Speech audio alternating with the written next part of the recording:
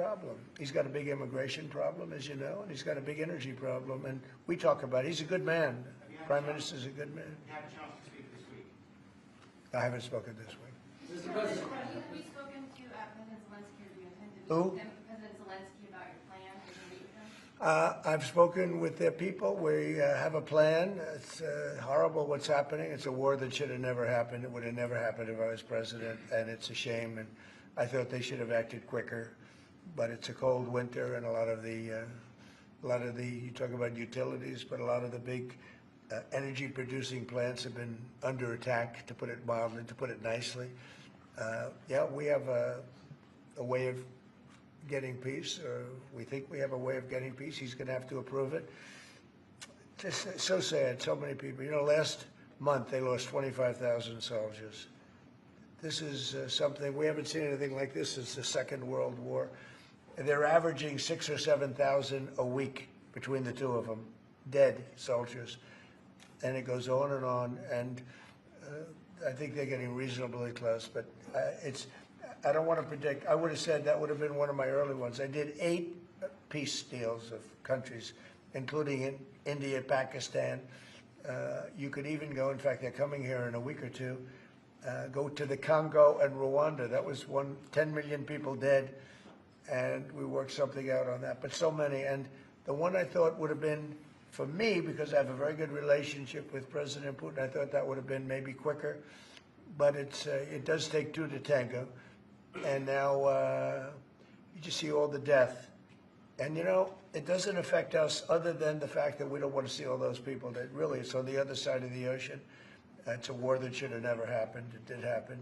I blame the person also sitting right behind this desk. This is a war that should have never happened, and it wouldn't have happened if I were president. But we're trying to save a lot of lives. They're losing 25, think of that, 25,000 lives over the last short period of time.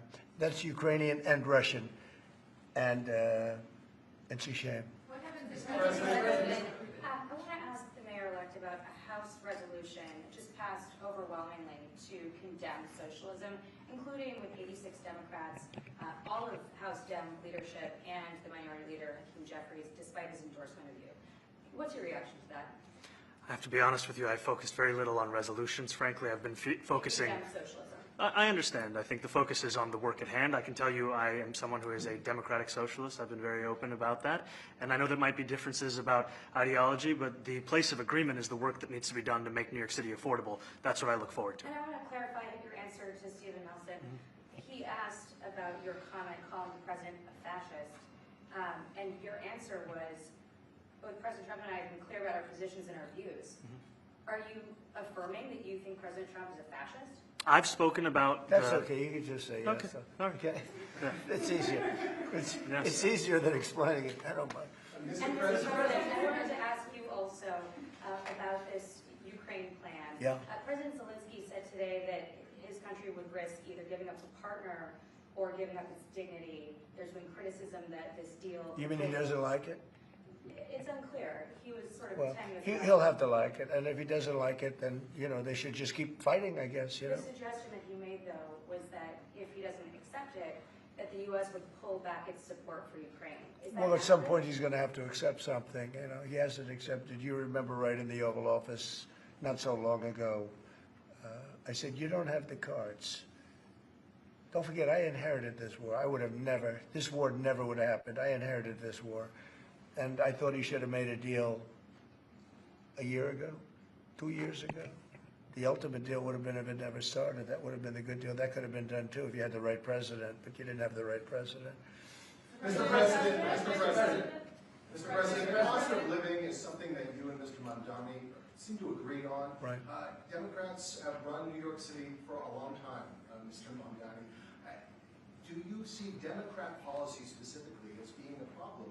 And I'd like that be a question that both of you could answer in New York City.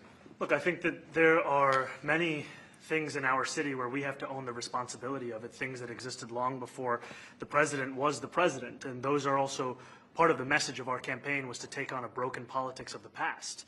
And I ran against a number of candidates who represented different versions of that past. And what we found time and again is that working people were left behind in the politics of our city. And what we're looking to do is put those people right back at the heart of our politics so that we don't have a situation where we're in the wealthiest city in the history of the world, and yet 1 in 5 can't even afford $2.90 for a Metro card.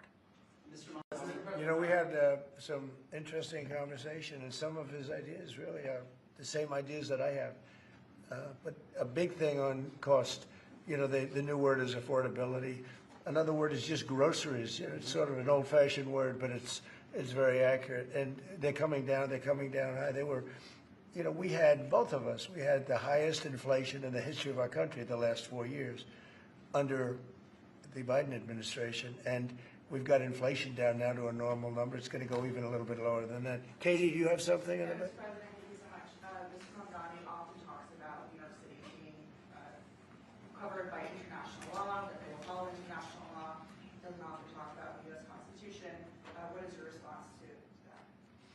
Well, I don't know what you're referring to in terms of it could be covered by international law, local law. It's covered by a lot of laws, but it's covered by U.S. law. Are you referring to anything in particular? He just says that they're a city that endorses and enforces international law.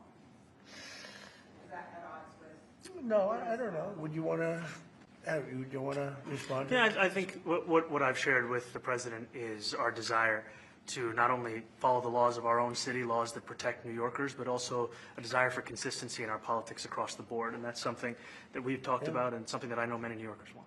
We were with ICE. We discussed ICE and New York City, and I spoke about how the laws that we have in New York City allow for New York City government to speak to the federal administration for about 170 serious crimes. The concerns that many New Yorkers have are around the enforcement of immigration laws on New Yorkers across the 5 boroughs, and most recently we're talking about a mother and her 2 children, how this has very little to do with what that is. What we did is we discussed crime. More than ICE per se, we discussed crime. And he doesn't want to see crime, and I don't want to see crime. And I have very little doubt that we're not going to get along on that issue. He wants to, and he said some things that were very interesting as to housing construction, and he wants to see houses go up. He wants to see a lot of houses created, a lot of apartments built, et cetera. And, you know, we actually, people would be shocked, but I want to see the same thing. Mr. Mamdani, anti-Israel protesters.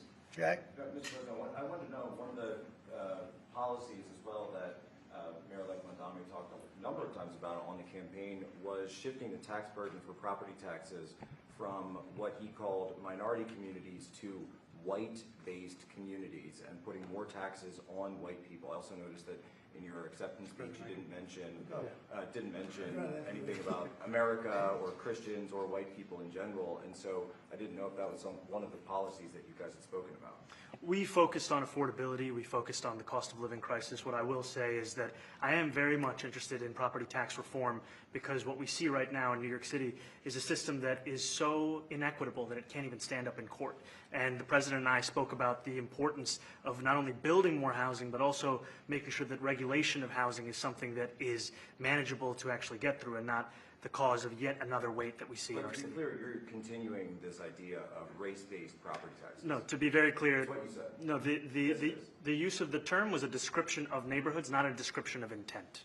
So you intend to tax the whiter neighborhoods more? No, we intend to create a fair property tax system because we want a New York City that is not only fair and equitable, but also one that every New Yorker can afford. Mr. Mamdani, anti-Israel protesters just targeted Please, go ahead. Mr. Mamdani, anti-Israel protesters just targeted a synagogue in New York. Are you concerned about Jewish New Yorkers feeling welcome and safe in the city? And President Trump, you threatened to cut off federal funding to New York City. What policies would prompt you to do that? Would that be city-run grocery stores? Would it be something else? Well, I think if we didn't get along, whether it's cut off or just make it a little bit difficult or not give as much, we want to see, I use the term, we don't want good money going after bad. And we don't want that to happen. I don't think that's going to happen. I did say, you know, subject to what policies are being said. We had a meeting today that actually surprised me. He wants to see no crime. He wants to see housing being built. He wants to see rents coming down, all things that I agree with. Now, we may disagree how we get there. The rent coming down, I think one of the things I really gleaned very much today, he'd like to see him come down ideally by building a lot of additional housing. Yeah. That's the ultimate way. He agrees with that, and so do I. But if I read the newspapers and the stories, I don't hear that. But I heard him say it today, and I think that's a very positive step. No, I don't expect. I expect to be helping him, not hurting him. A big help, because I want New York City to be great. Look, I love New York City. It's where I come from. I spent a lot of years there. Now I'm right here. We took a big setback with the mayor that we had, Dave de Blasio. I thought it was a tremendous setback for the city. I think this mayor can do some things that are going to be really great. Mr. President, Mr. President. Okay, how about you? Go ahead, Thank you, Mr. please. President. You're a billionaire. You have a different address nowadays than you used to, but you used to call New York City home.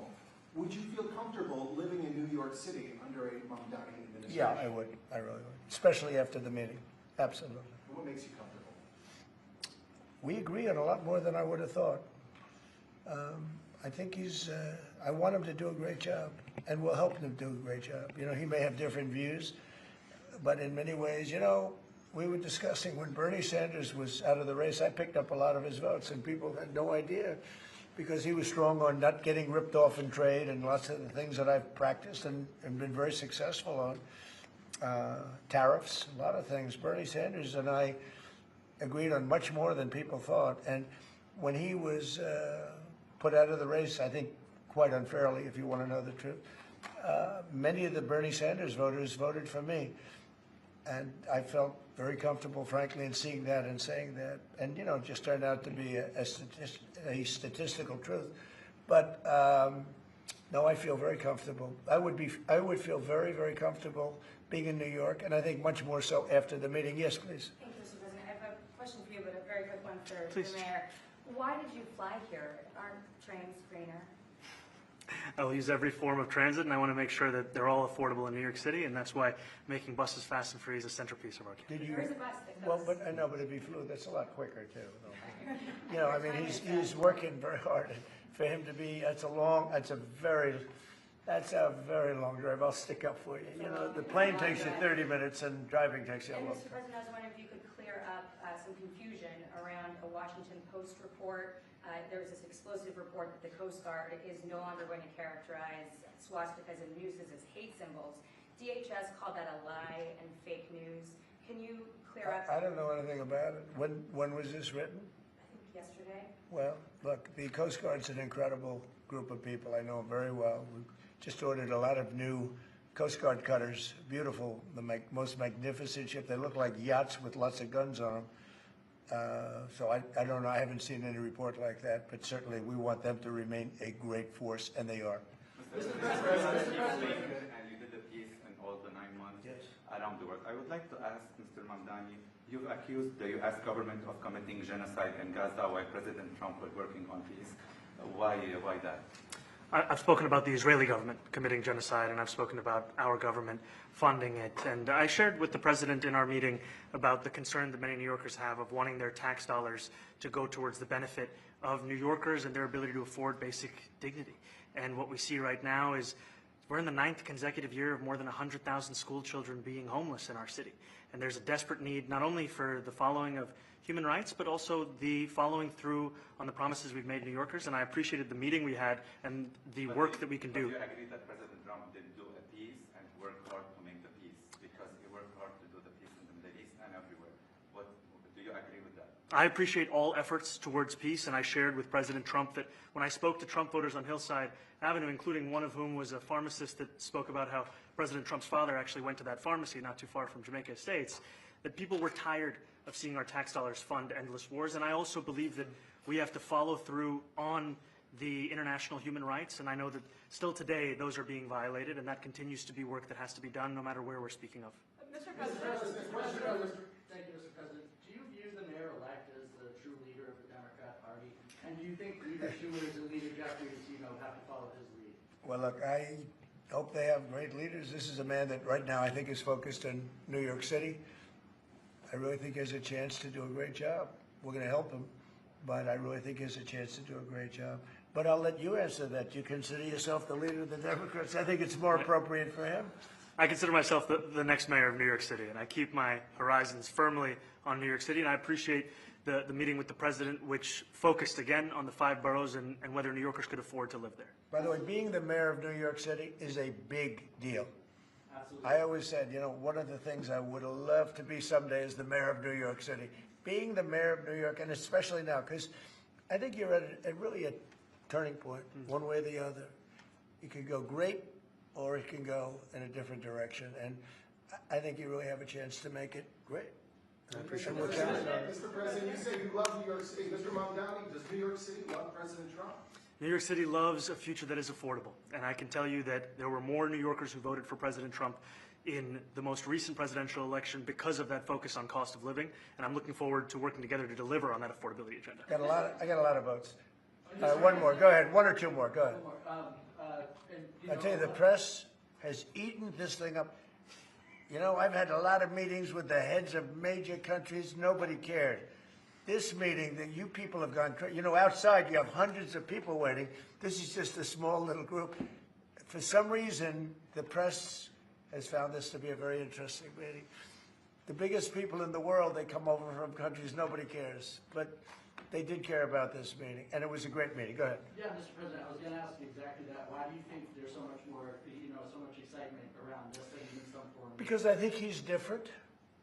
All right? I think he's different, and that can be in a very positive way, but I think he's different than, you know, your typical guy, runs, wins, becomes mayor maybe, and nothing exciting.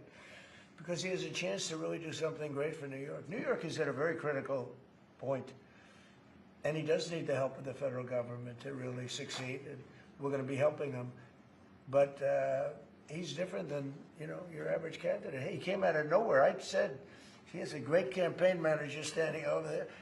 He came out of nowhere. What'd you start off at 1 or 2? And then I watched. I said, who is this guy? He was at 1, then he was at 3, then he was at 5, then he was at 9. Then he went up to 17. I said, let's get a little bit interesting, right? And then all of a sudden he wins a primary that nobody expected he was going to win. It's a great tribute. I mean, it's an amazing thing that he did. And I'll just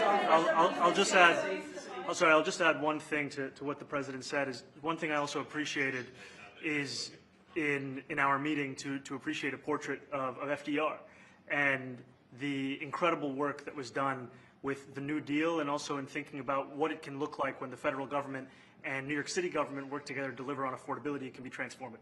You know, we have a great portrait of FDR that I found in the vaults that was missing for years. I found it, and I put it up. He's a Democrat, to the best of my knowledge. He's a Democrat.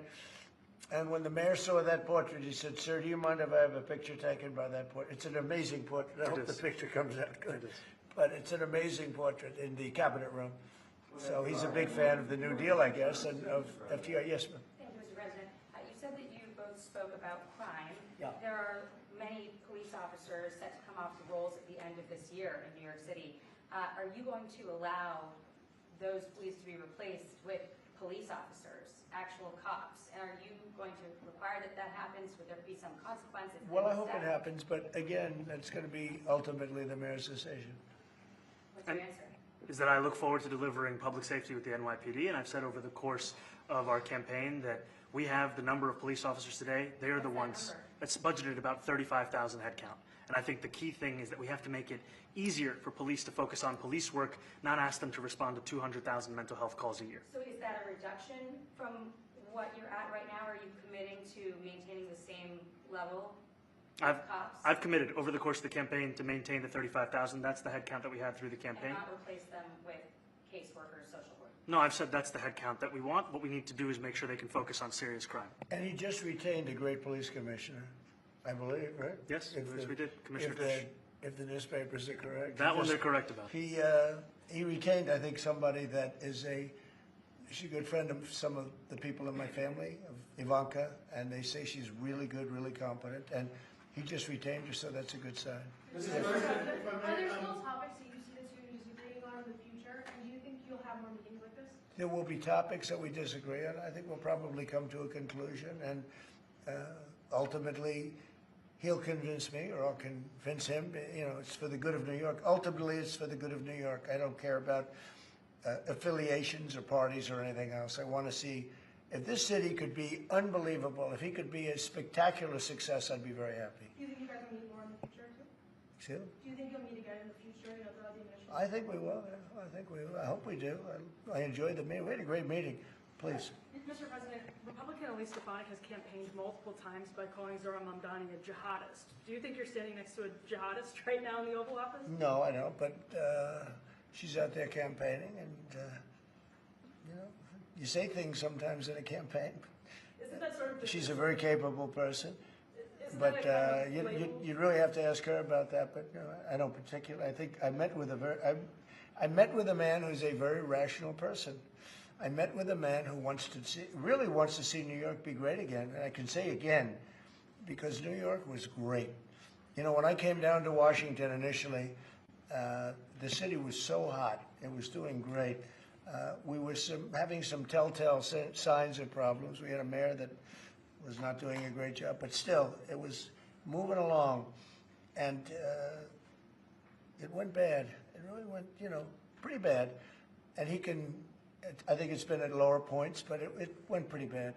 I think he can bring it back. Now, the question is, will he bring it back all the way? Will he bring it back greater than ever before, which is, I guarantee, that's his wish. I think he wants to make it greater than ever before. And if he can, we'll be out there cheering. I'll be cheering for him. Okay? Thank you very much, everybody. Is there a reason you chose not to answer the question about the city on protest? Thank you very much. Oh, no, I care very deeply about Jewish safety, and I look forward to rooting out anti-Semitism across the 5 boroughs and protecting Jewish New Yorkers and every New Yorker who calls the city home. Very well.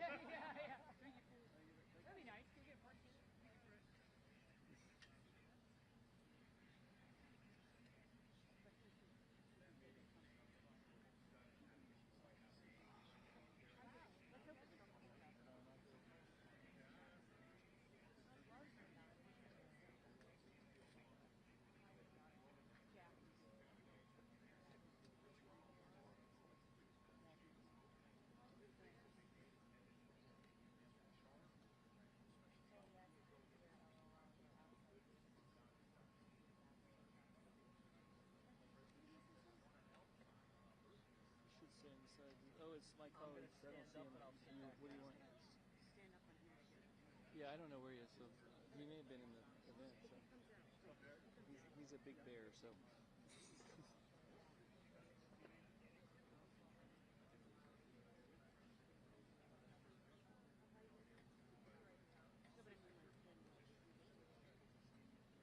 Shorter than the guy that's normally in that. So. Yes. He may be rushing out suddenly.